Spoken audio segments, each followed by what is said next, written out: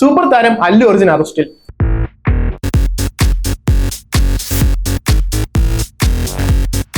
പുഷ്പ 2 സിനിമയുടെ റിലീസിനോടനുബന്ധിച്ച് തിയേറ്ററിൽ ഉണ്ടായിരുന്ന തിക്കിലും തിരക്കിലും ഒരു യുവതി മരിച്ച സംഭവത്തിലാണ് അറസ്റ്റ്.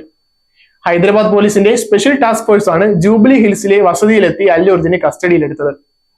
നടന്റെ അപ്രതീക്ഷിത സന്ദർശനം തിയേറ്ററിൽ തിരക്കുണ്ടാക്കിയതെന്ന ആക്ഷേപം ഉയർന്നതിനെ തുടർന്നാണ് പോലീസ് കേസെടുത്തത്. ഡിസംബർ 4 നടന്ന പ്രീമിയർ ഷോയ്ക്കിടെയായിരുന്നു അപകടം. ആന്ധ്ര സ്വദേശിയായ രേവതിയാണ് തിക്കിലും തിരക്കിലും മരിച്ചത്.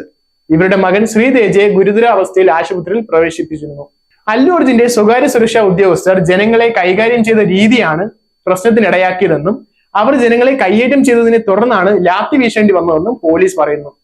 അല്ലു അർജുന് പുറമെ തിയേറ്റർ ഉടമയ്ക്കും സ്വകാര്യ സുരക്ഷാ ഉദ്യോഗസ്ഥർക്കും എതിരെയും കേസെടുത്തിട്ടുണ്ട്.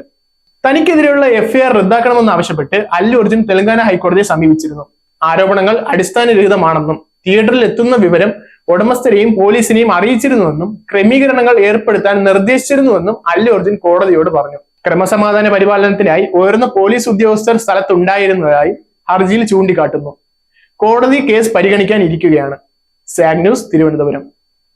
Where entertainment meets information. Watch SAG News. നേരിന്റെ വാർത്തകൾ നിങ്ങളുടെ വിരൽത്തുമ്പിലെത്താനായി സാഗ് ന്യൂസ് ചാനൽ സബ്സ്ക്രൈബ് ചെയ്തും ഷെയർ ചെയ്തും ഒരു ശരിയായ മാധ്യമ നിലപാടിനൊപ്പം നിൽക്കാൻ ഞങ്ങൾ നിങ്ങളെ ക്ഷണിക്കുന്നു.